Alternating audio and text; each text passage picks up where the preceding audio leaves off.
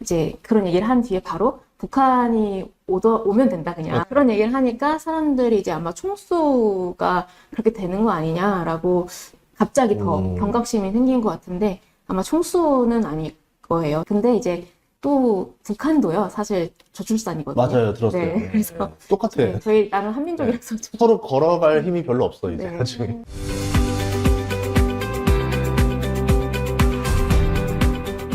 네, 안녕하세요. 반갑습니다. 우리가 경제 이야기를 할 때 또 빼놓지 않아야 되는 주제가 인구잖아요. 저 말하는 건가요? 맞아요. 네, 알겠습니다. 근데 저를 빼놓고 얘기할 수 없죠. 솔직히 말해서 뭐 요즘에 저출산이다, 뭐 인구 절벽이다라는 얘기가 나오고는 있지만 솔직히 아직까지는 저는 막 크게 체감되진 않거든요. 그리고 이게 뭐 저는 어떤 생각이냐면 대한민국 문제가 아니라 북반구 전체가 지금 다 이제 이 현상을 겪고 있어서 이게 어떻게 보면 자연스러운 흐름이고 우리가 적응을 해나가야 되는 건지 아니면 혹시 좀 솔루션이 있는 건 아닌지 이거에 대한 고민이 많았는데 네. 전문가분을 제가 못 찾았었습니다, 그동안. 그러다가 이제 이번에 책을 또 계기로, 인구화부를 계기로 제가 또 이제 고우림 저자님을 만나게 돼서 너무 반갑습니다. 예. 안녕하세요. 예, 감사합니다. 예, 출연 너무 감사하고요. 저희 좀 자기소개 좀 부탁드리겠습니다. 네, 안녕하세요. 저는 서울대학교 인구정책연구센터에서 연구교수로 활동하고 있는 고우림입니다. 반갑습니다. 반갑습니다. 예. 사실 저희가 이제 주식하시는 분들은 매일매일 주가를 확인하시고 또 뭐 환율이나 유가나 이런 것들을 확인할 수 있는 사이트들이 되게 많잖아요. 그렇죠, 그렇죠. 근데 인구와 관련된 뭐 데이터라든지 이런 것들은 어디서 봐야 되는지 잘 모르겠거든요. 저희 자랑을 좀 하나 해야 될 것 같아요. 네. 이제 과거에는 통계청이라고 불렸고 지금 이제 국가데이터처라고 불리는데 정말 전 세계에서 이렇게 데이터베이스를 잘 해놓은 국가가 없어요. 특히 인구 관련해서. 그래서 이제 코시스라고 이제 가서 보시면은 그냥 정말 한글로 코시스라고 치셔도 됩니다. 가서 보시면은 우리 동네 인구가 어떻게 생겼는지도 알 수 있고, 네, 동별로도 볼 수 디테일하게. 있고요. 네. 그다음에 뭐 이제 책에도 잠깐 나왔지만 어떤 가구 구성을 살아가는지 너무 중요하거든요. 여기는 뭐 고령 1인 가구가 많은지 아니면 부부 가구 사는 신혼 가구가 많은지, 그러니까 그거는 인구 피라미드를 좀 그려보거나 아니면 거기 가구 정보를 좀 보면 확인을 할 수가 있습니다. 거기 안에 또 들어가면은 지도로도 매핑할 수 있는 UX 기반의 사이트들도 있어요. 그래서 제가 봤을 때 진짜 전 세계 어딜 가도 이런 데이터베이스를 대국민 친화적으로 해놓은 곳이 없거든요. 그래서 저는 이건 좀 많이 활용했으면 좋겠습니다. 안 그래도 지금 일론 머스크도 우리나라 그 인구 감소 가지고 맞아요. 얘기했었잖아요. 그러면서 그러니까 항상 이제 그런 거를 뭘 말 한 번 할 때마다 뉴스가 이제 크게 나오면서 사람들이 그때 심각성을 깨닫는데 이게 정말로 좀 심각한 상태인 거냐 좀 궁금하거든요. 저도 일론 머스크가 아마 이렇게 얘기했을 거예요.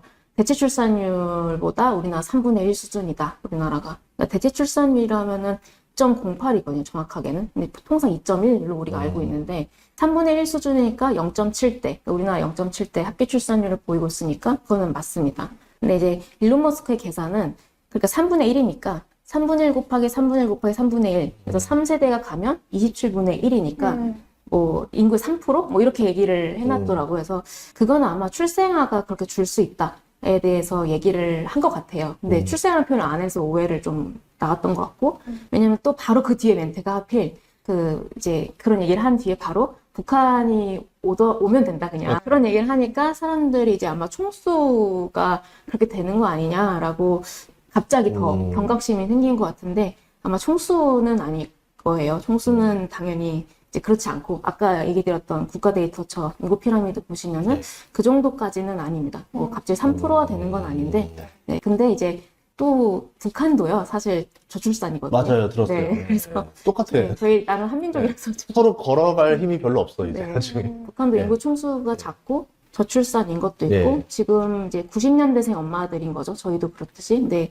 하필 그 세대가 고난의 행군을 겪었던 세대라서 이제 출산 연령이 들어왔을 때 어떤 건강 행태, 그러니까 임상적 행태가 어떨지에 대해서는 조금 의문이라서 네, 그런 뉴스를 보다 보니까 사람들이 이제 걱정을 많이 한 것 너무 같아요. 북한 자극적인. 얘기도 있고 이러다 보니까 근데 걱정을 하지 말아야 된다기보다는 데이터로 봤을 때 우리 이 정도로 줄어드니까 어떤 대비를 해야 되냐라고 생각을 좀 더 해댔습니다. 저희가 지금 미래에 그러면 남한 인구수가 얼마 정도 된다 보는 거예요?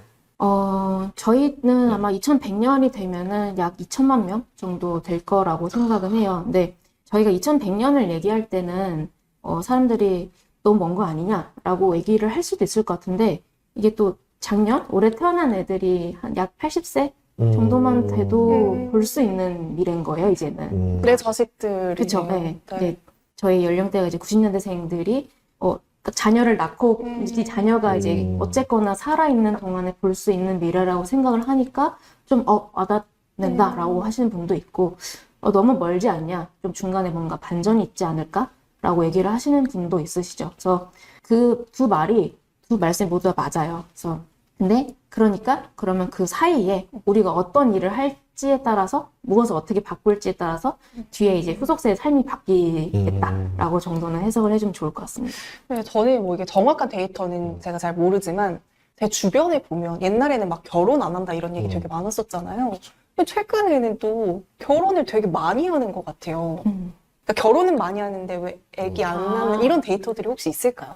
아마 그거를 좀 관찰이 좋으신 것 같아요. 그러니까 제가 이제 90년생이고요. 저희 뒤에 이제 뒤에 연령대가 좀 더 인구가 많아요. 그러니까 여성 인구가 좀 더 많거든요. 이제 저나 저희 이제 80년대 후반생들 같은 경우에는 출생 아수도 조금 작고요. 그다음에 저희가 그 남아선언사상 때 태어났던 그 여성 인구의 기간이 좀 있어요. 성비가 안 좋았던 시기, 출생 성비가. 이제 그게 아마 80년대 말부터 한 90년대 중반생까지 좀 이어질 거예요. 근데 그 시기라서 총 출생아수에서 여아가 조금 작아요. 근데 이제 그런 시기에서 요 뒤에 시기를 넘어가면서부터는 출생 성비도 좋아지고 어느 정도 이제 여성과 남성의 비율도 맞아지고 이제 근데 전체적인 출생 아수가 조금 늘어난 시기가 있거든요. 그러니까 어쩔 수 없이 여성분들 저희 때보다 좀 많아진 거겠죠. 그러니까 이제 그렇다 보니 뭔가 좀 많아 보일 수도 있겠다라는 생각도 들고 코로나 때 이제 못했던 결혼들을 하는 경향도 이제 당연히 있을 거고 그래서 그 두 가지가 다 겹치지 않았나? 라는 생각이 듭니다. 두 가지 아마 원래 한 30 중반 될 때쯤에 이제 하려고 했던 분도 계실 거고 그다음에 코로나 때 이제 밀어놨다가 조금 놓쳐서 결혼식들 이제 해야겠다라고 하는 분도 계실 거고 그래서 아마 혼인 건수는 이제 조금 회복을 한다라는 얘기를 많이 나오는 거 보니까 최근에 그 뉴스 봤어요. 30대 신부가 없고 뭐 40대 신부가 20대 신부 더 많다. 네. 그러니까 40대 신부의 수가 갑자기 늘어나는 거 봤죠. 근데 이게 완전 역전이 되려면은 이제 조금 더 이제 시간이 이제 좀 지나야 것 같은데 아마 이제 증가율로 보면은 40대 쪽에서 많이 증가를 한 건 사실입니다. 근데 이게 늦게 할수록 또 이제 출산에도 영향을 줄 것 같긴 해요. 그렇죠. 네. 당연히 이제 영향이 있고 아직까지는 근데 저희도 연구를 할 때 그런 연구들이 좀 있거든요. 그러니까 엄마 아빠의 사회 경제적 수준이 좋아야만 엄마가 건강할 수도 있는 거잖아요. 그러니까 엄마의 사회 경제 수준이 준비가 안 되면 오히려 건강하지 않을 수도 있잖아요. 어린 나이더라도. 이제 어떤 게 좀 더 아이한테 훨씬 더 좋은 영향이냐. 조금 늦더라도 엄마 아빠가 다 준비를 해서 사회 경제 수준이 좋아진 상태에서 아이를 낳는 것과 젊은 이제 나이에 아이를 낳되 좀 사회 경제 수준이 이제 아직 준비가 덜 된 거죠. 어떤 게 아이한테 훨씬 더 좋은 거냐라는 연구들은 사실 미국이나 유럽에서 좀 돼 있는 게 있어요. 그래서 우리나라도 좀 이제 돼 있는데 최근에 들어서는 정말 어떻게 바뀌었을까에 대해서 보면은 그래도 조금은 사회 경제 준비가 어느 정도 돼 있는 게 조금 아이들 건강에는 이제 좋은 것 같긴 해요. 근데 그렇다고 해서 아까 얘기하신 대로 뭐 이제 완전히 40대를 넘어간다 이거는 당연히 쉽진 않겠죠. 그렇죠. 근데 그만큼 또 과학기술이 또 발달을 하고 있으니까 이제 그런 부분이 이제 좀 룸이 생긴 거죠. 네. 근데 이제 그렇게 되면 또 비용이 이제 만만치가 않으니 어떻게 되면 타겟 집단이 얼마나 더 뒤로 가서 출산을 할지 이런 것도 아마 중요한 지금 이렇게 둘보다는 하나를 낳자? 좀 더 늦게 낳자? 이렇게 바뀌는 것도 영향이 좀 있는 건가요?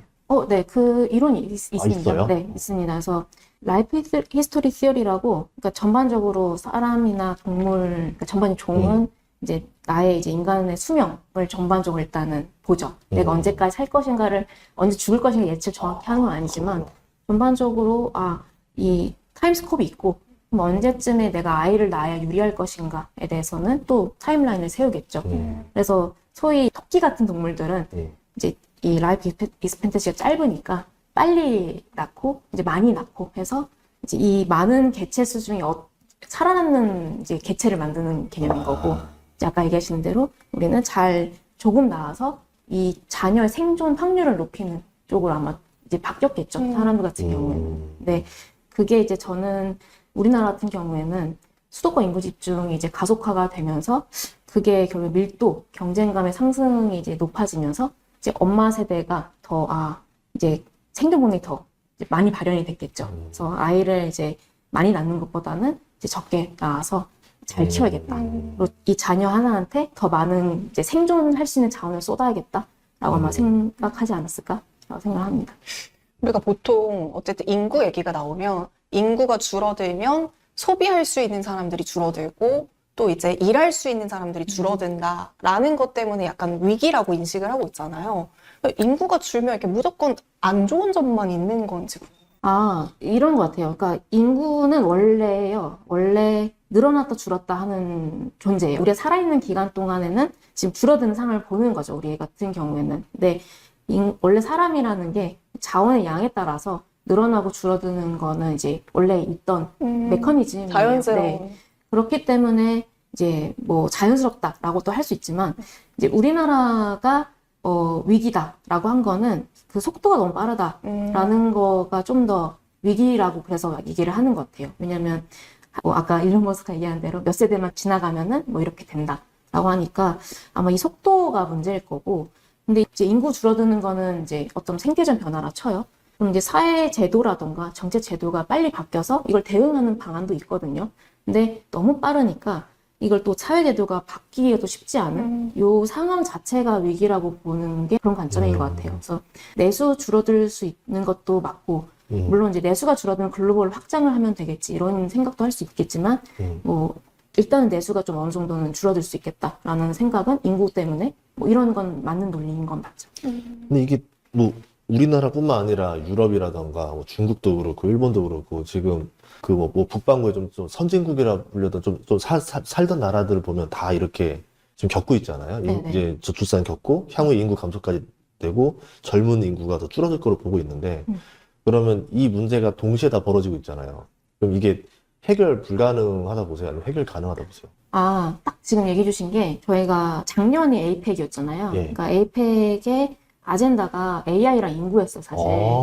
근데 그 AI는 좀 많이 얘기가 되는데 인구는 얘기가 많이 안 되는 것 같아요. 이제 왜 그럴까를 생각해 보면은, 왜냐면 근데 회의 때는 공감을 되게 많이 했어요. 이제 저희가 그 이제 부속서를 작성하는 이제 연구 용역을 저희가 하게 돼서 이제 회의를 참석을 해봤는데 공감을 많이 합니다. 아까 얘기하신 대로 중국도 저출산 겪고 있고요. 일본 겪은 지 이미 오래됐고요. 싱가포르도 당연히 겪었고, 그다음에 캐나다나 이제 미국도 이민으로 사실 인구가 그렇죠. 옆으로 채워지는 거지.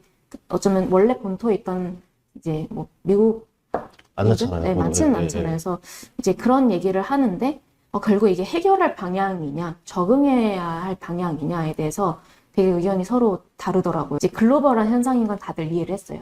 심지어 뭐 에이펙 국가는 아니지만 인도도 합계 출산율이 2.1이고, 네, 이제 사실 이슬람 국가가 원래는 아이를 정말 많이 낳지만, 그쵸. 네, 인도네시아도 합계 출산율이 2.1로 많이 내려갔고, 그러면 이게 정말 지구적으로 그렇게 바뀌는 거라면 우리는 뭘 해야 되냐?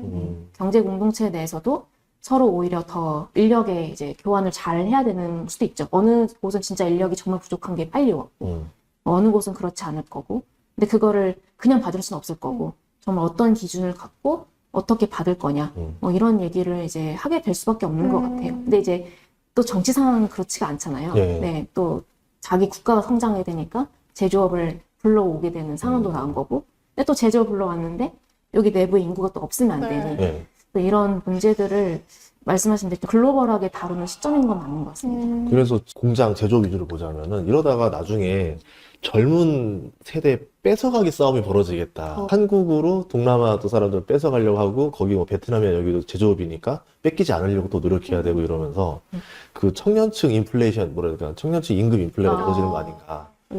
예, 이렇게 되면은 이거 또 어떻게 해야 되지? 그동안 생각해 본 적 없었던 일들이거든요. 정확하신데, 왜냐면 저희가 베트남하고 이제 왕래가 좀 잦아요. 그러니까 뭐 인도네시아도 많고 다른 나라도 많지만 사실 우리나라가 이제 나중에 좀 고령화가 됐을 때 그래도 해외 투자를 좀 잘 해놔야 그러면 이제 분명 이제 배당을 받겠죠, 나름. 이제 그럴 국가 중에 하나가 이제 베트남인 것 같아서 저희가 이제 뭐 정책 자문도 많이 하고 하는데, 정말 과거에 한 2015년, 그러니까 코로나 이전이라 할게요. 그때만 해도 저희한테 이제 뭐 인력 얘기를 베트남에 던진다거나 이럴 때, 뭐 그러면 이제 한국 가서 교육을 꼭 시켜달라 이런 얘기를 되게 많이 했거든요. 근데 점점 바뀌는 게 느껴요. 아, 왜냐면 우리도 첨단 제조업 가야 되니까 인력 유출을 하고 싶지 그러니까요. 않고 네. 한국에서 교육을 받더라도 네. 몇 년 안에 되돌려 보내줬으면 좋겠고 라는 생각을 벌써 하더라고요.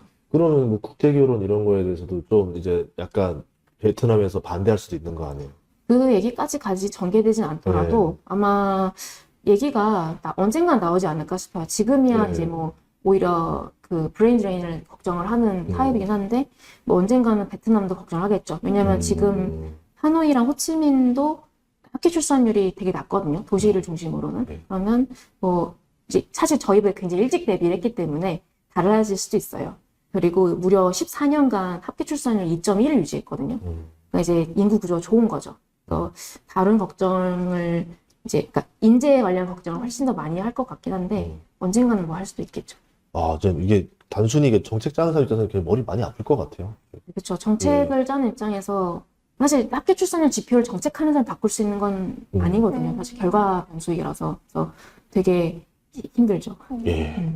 그럼 지금 우리나라는 뭔가 출산율을 이렇게 늘리기 위해서 뭔가 그 장려 정책들을 하잖아요. 그럼 그 관점이 좀 잘못됐다고 봐야 되는 걸까요? 어떤 걸 근본적으로 바꿔야 되는 걸까요?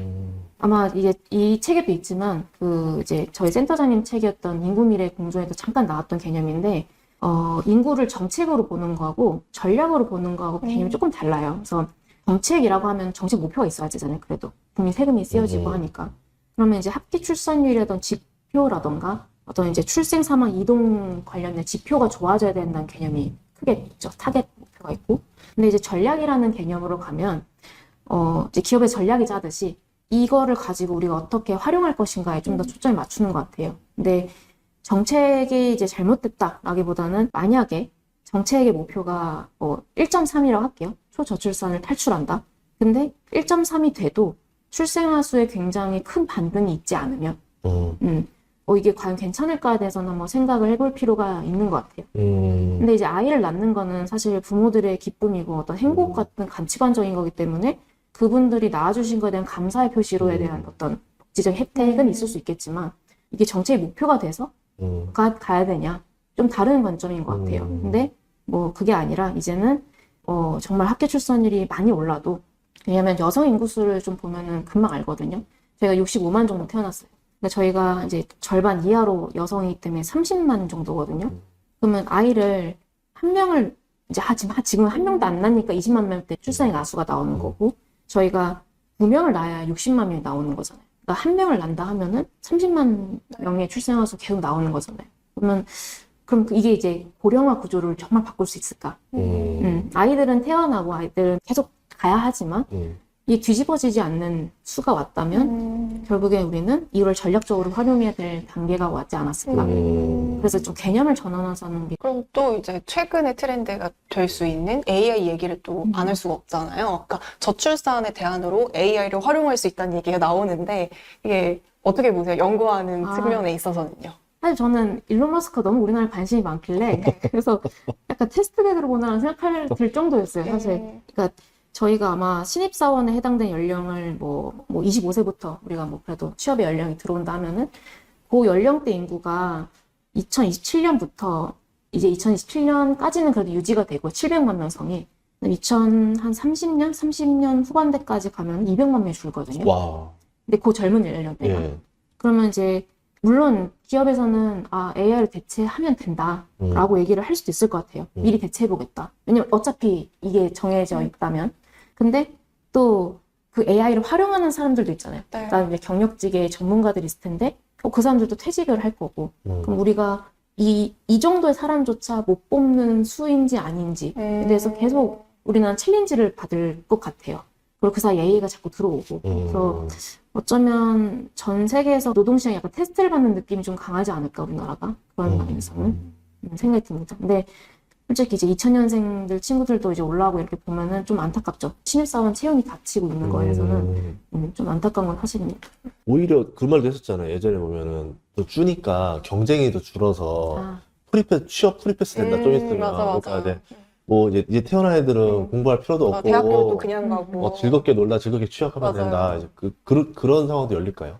사실 그게 또 저희 내부에서도 논쟁이었어요. 왜냐면은 네. 2002년생이 첫 초저출산 세대거든요. 그러니까 저희는 60만 명, 70만 명 정도 저희는 태어났는데 2002년생부터 40만 명대.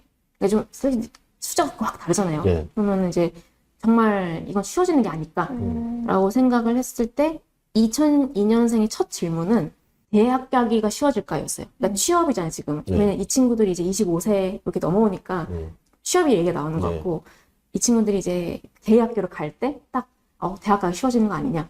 그럼 이제 저의 질문은 그게 쉽다라는 정의가 우리가 목표가 뭐 여기도 괜찮고 저기도 괜찮고 뭐 A, B, C, D, E 다 괜찮은 옵션이야 라고 다양성이 좀 있는 상태에서 풀이 줄면은 전 쉬워질 거라고 생각을 했는데 우리가 이 선택지가 다양한가? 우리는 만약에 우리는 무조건 인서울을 해야 돼 라고 하면은 수가 줄어도 이 문이 하나면 어렵게 느껴지겠죠? 그쵸. 네. 취업 시장도 만약에 지금도 아직도 그 얘기 많잖아요. 그러니까 지금은 지역은 이제 인력 난이다 벌써 뭐 이런 얘기도 그쵸. 많고 그럼 결국엔 이제 미스매치 문제인 건데 그 미스매치 문제를 계속 겪으면은 어렵다고 느끼지 않을까라고 생각을 합니다. 왜냐하면 일본은 그런 얘기를 할 때 일본 상황을 많이 비교를 하시는데 저희가 이제 일본을 이제 출장을 매번 왔다 갔다 하면은 확실히 그 이제 인도네시아 이민 받기 전에는 뭐 사람 구한다, 알바 어떻게 뭐 시급도 되게 높고 뭐 복지도 너무 좋은 게 많이 보였어요. 근데 그거는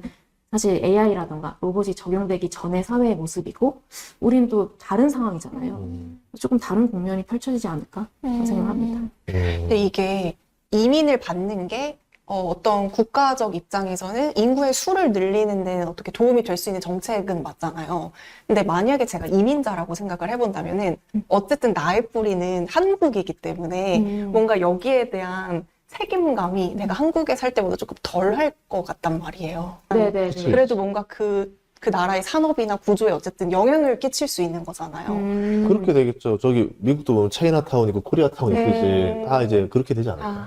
그럴 것 같아요. 근데 지금 딱 이제 이런 관점이에요. 외국인에 대한 이슈는 어떤 외국인이 얼마나 들어오게 할 것이냐를 이제 우리가 한번 얘기를 해본 적이 있는가가 좀 필요한 것 같아요. 왜냐하면 이미 제조업 단위에서 혹은 제조업 중에서 숙련공들이 좀 덜 들어가는 식품 제조업이라던가 이제 의류산업 쪽은 사실 이미 외국인 분들이 많거든요. 이미 많이 채우고 있고. 근데 이제 그런 쪽의 외국인이 훨씬 더 많이 들어오게 할 거냐? 아니면 사실 저는 R&D도 사실 위험하다고 보거든요. R&D 쪽에서도 이미 인력이 부족한 거 아닌가라는 생각이 사실 많이 들어요. 그러면 이제 R&D 인력을 좀 받아서 외국인을 받아서 우리가 뭔가 우리나라 사람처럼 행동하게 할 거냐?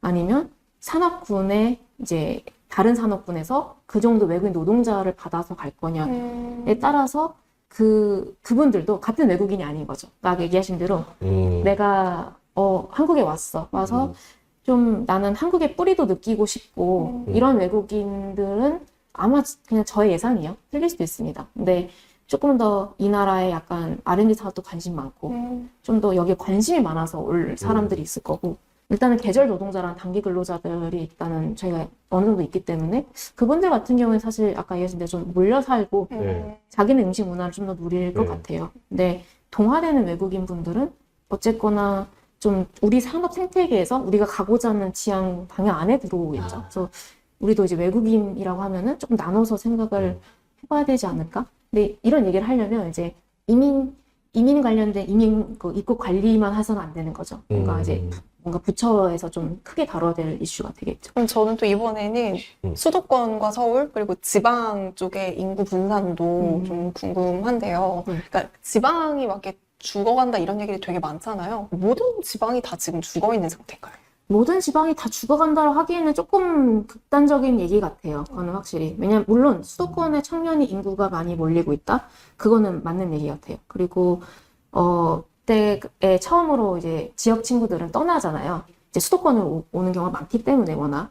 이제 그리고 사실 수도권에 정원이 줄지 않았기 때문에 크게 입학 정원이 아마도 이제 그 정원 정도만큼은 자꾸 오려는 추세 같아요. 그러다 보니까 20대 인구는 줄었어요. 과거보다 지금 현재. 지방도 많이 줄었겠죠. 근데 이 20대 인구는 줄었지만 오는 양이 똑같다면 확률적으로 높아진 개념이겠죠. 그러니까 뭔가 지역의 인구가 더 빨리 줄어드는 느낌이다라고 하면 저는 그건 틀린 건 아니라 보는데, 그럼 그렇다고 해서 지방 총수가 빨리 줄어들까라고 했을 때는 또 그건 아니에요. 왜냐면 50대, 40대에서 50대 인구가 여전히 이제 꽤 많고, 이제 그분들이 이제 아직은 경제 활동을 하고 있는 기간도 남아있는데, 이제 그 와중에 남아있는 20대 분들이나 30대 초반 분들이 나름 그 지역에서 새롭게 이동하고 있는 곳이 있거든요. 그러니까 예를 들면 이제 책에는 이제 강서구 예시를 들었거든요, 부산에. 그래서 그렇게 좀 신도시가 옛날에 만들어져서 좀 비어 있었다가 이제 점차 이제 좀 인구가 바뀌면서 새롭게 차게 된 도시라던가, 이제 그런 이제 광역시에서 조금은 소외받았는데 이제 괜찮은 곳들이 이제 생기고 있어서 좀 너무 이렇게, 그러니까 인구가 매크로하니까 자꾸 매크로하게 보려는 게 저희들이긴 한 것 같아요. 저도 그렇고. 근데 이거를 조금 더 쪼개서 봐야 되지 않을까. 그래야 지역에서도 아, 우리 어디다가 좀 더 투자를 해야 맞구나 라는 좀 각이 나오지 않을까 싶어요. 그럼 그게 힌트면 그런 도시들의 공통점이 있어요? 이제 뭐 아산도 아산도, 젊은데 네. 이제 공통점이 뭘까요? 이게 제가 진짜 뭐 이렇게 네. 남성 인구 안 중요하다 이런 개념이 아니라 0에서 5세 인구랑 제가 30대 초반 여성의 인구를 좀 많이 보는 것 같아요. 그러니까 아빠는 조금 다른 데서 일을 할 수 있잖아요. 그런 경우에는 사실 거주 신고도 1인 가구로 하니까. 근데 이제 웬만하면 이제 아이 같은 경우에 이제 엄마랑 거주를 그렇죠. 하는 확률이 높으니까 이제 저는 이제 그렇게 그런 유형의 가구가 좀 많이 이동하는 곳을 좀 더 보는 것 같아요. 왜냐면 그런 곳이 학원도 좀 많고. 그렇죠. 네. 근데 이제 학원이 많은 게 뭐냐라고 할 수도 있지만, 그래야 좀 이렇게 자영업자들이 음식도 많이 팔 수 있는 네. 공간도 되고, 그다음에 엄마들이 동네에서 돌아다니면서 이제 여러 가지 쇼핑도 하고, 그리고 어쨌거나 아직은 여성의 같은 경우는 일을 하더라도 직주 근접성이 중요하기 때문에 네. 결국에는 근거리 나름 이제 조금이라도 일을 더 할 수 있는 곳이 있다는 거거든요. 그래서 그런 지역이 조금 더 이제 괜찮게 보는 지역이 되지 않을까 싶습니다. 아, 사실 아산 네. 같은 경우에도 처음에 이제 공장에 이제 뭔가 입지도 중요했겠죠. 공장들이 들어갔다는 것도 중요할 텐데, 사실 천안이랑 이제 평택이랑 이제 요 세 가지를 이제 연결해서 봤을 때는 그 이제 생활인구 데이터를 좀 보면은 아, 요 세 가지 지역은 사람들이 확실히 왔다 갔다를 많이 하더라고. 서로 교류도 많이 하고. 그럼 이제 이렇게 교류가 활성화된 지역, 그다음에 뭐 아산이나 이제 사실 천안은 사실 대학교가 조금 빠지면서 조금 달라지긴 했지만 그래도 여전히 이제 30대 가구주들의 이동이 좀 있는 곳이거든요. 그래서 그 30대의 한 3, 4인 가구가 좀 버텨주는 곳들이 아마 그래도 이제 괜찮은 곳이 아닐까. 그러면 지금 해결책을 좀 내설 만한 게 있을까요? 또 좀 우리가 이제 이 인구 감소를 어떻게 좀 막을 수 있는 방법들이 좀 제한되는 것들이 뭐가 있는지 궁금하거든요. 사실 지금 정부에서 하는 정책들 자체가 그러니까 인구의 속도를, 그러니까 줄어든 속도를 감소를 이제 완화시킨다. 약간 이제 뭐 미티게이션이라고 이제 표현을 많이 하는데, 이거를 속도가 줄어들까에 대해서는 사실 조금 퀘스천 마크긴 해요. 왜냐면 이게 아마 저는 2040년 정도가 넘어가면 좀 속도는 바뀔 수 있다 봅니다. 그건 이제 저희가 지금을 어떻게 보냐에 따른 것 같은데, 근데 그럼에도 불구하고 일단 2030년대를 저희가 잘 버텨야 되잖아요. 근데 이 30년대에 줄어든 속도를 완화할 수 있을까에 대해서는 과연 총수로만 접근해야 되냐가 조금 의문입니다. 왜냐면 안 그러면 이제 다시 외국인에 대한 이슈로 돌아와서 이제 사회 갈등의 비용 우리 얼마나 지불할 거냐, 총수 관점이면. 예. 네, 그렇게 풀어가야 되거든요. 근데 이제 질문을 만약에 40년대 이후에 좀 인구의 감소 속도를 완화시킬 수 있냐에 대해서는 어느 정도 그거는 아까 얘기한 대로 좀 지역의 발전이라던가 뭔가 인구 집중도에 조금 이제 완화성, 그다음에 다양한 선택지가 주어지는 뭔가 세대도 등장하고 어떤 우리의 정말 목표 하나만 해야 된다라는 목표 지향성이 좀 사라지면서 좀 이제 달라질 수 있다고 봐요. 그렇지만 이 30년대가 제일 중요한데, 근데 그 30년대에 줄어든 속도를 완화시킬 수 있냐에 대해서는 그렇지 않다라고 좀 받아들인 후에 그러면 우리가 가지고 있는 자원을 어떤 순서로 얼마나 배분할 거냐. 그래야지만 이제 저희가 얘기했던 축소가 아니라 확장의 시대로 가는 거고, 확장의 저는 번영 이런 배당은 저희는 2030년 후반이면 누릴 수 있다고 보거든요. 워낙 해외 진출도 너무 잘 하고 있고. 근데 이제 그 전에 내수 불씨가 꺼지면 안 되는 거죠. 그렇죠. 네, 그래서 거기를 이제 잘 버티려면은 우리가 지금 무엇을 해야 되는데 라는 관점으로 가야 되지 않을까. 아, 이제 어떻게 보면은 전제는 간다라고 보는 거예요. 넷플릭스 없애고 네. 혼자 사는 예능도 다 폐지시키고 이제 가족들끼리 좀 이게 좀 대가족이 나오는 드라마 네. 위주로 좀 해라. 그러면은 좀 출산이 늘지 않겠냐라고 하는데 효과 있다 보세요. 어떻게 보세요? 근데 이게 되게 인과적 질문이 맞아요. 사실 인구에서 미디어와 인구 간의 영향은 굉장히 오래된 영향이에요. 되게 오래 연구된 영향이고, 정말 예전에 가족계획 했던 건 아시죠? 예전에. 네. 그리고 이제 뭐, 사실 중남미에서도 사실 가족계획을 이제 우리나라처럼 하진 않았지만, 뭐 미디어를 통해서 좀 이제 일부러 이제 일하고 이제 아이를 이제 조금 나와서 키우는 여성들 좀 더 보여준다거나 뭐 이제 그런 프로를 만들다거나 이런 그런 이제 기획이라던가 연구는 되게 많았어요. 그래서 미디어랑 출산 간의 연관은 있는 게 맞아요. 그러니까 그걸 다 없앤다고 해서 이게 이제 바뀔 거냐에 대해서는 조금 생각이 다를 수도 있을 것 같아요. 물론 영향 받습니다. 저희도 그런 연구들 하다 보니까 SNS 영향 있고 당연히 있구나. 그렇죠. 네, 있고 당연히 이제 우리는 일상 속에서 숨 쉬듯이 미디어를 소비하고 있기 때문에 무의식적으로 당연히 있겠죠. 근데 그거를 이렇게 가족이 나오는 그거를 다 바꾼다고 해서 그렇게 될 거냐? 저희가 이제 책에 그래서 매조 레벨을 좀 이제 잘 봐야 된다, 우리는. 왜냐면 우리는 이제 약간 매크로에서 이렇게 하면 이렇게 바뀔 것이야 라고 생각을 많이 하는데, 이제는 약간 우리나라가 워낙 교육수준도 높고 이제 전반적으로 사람들의 어떤 지평이 넓어지다 보니까 마이크로 레벨에서 바뀌어서 좀 업으로 가야 되는 게 있는 것 같아요. 그러니까 이제 어떤 걸 이렇게 딱 주어준다고 해서 사람들이 그대로 받아들이지는 않을 수도 있는 거죠.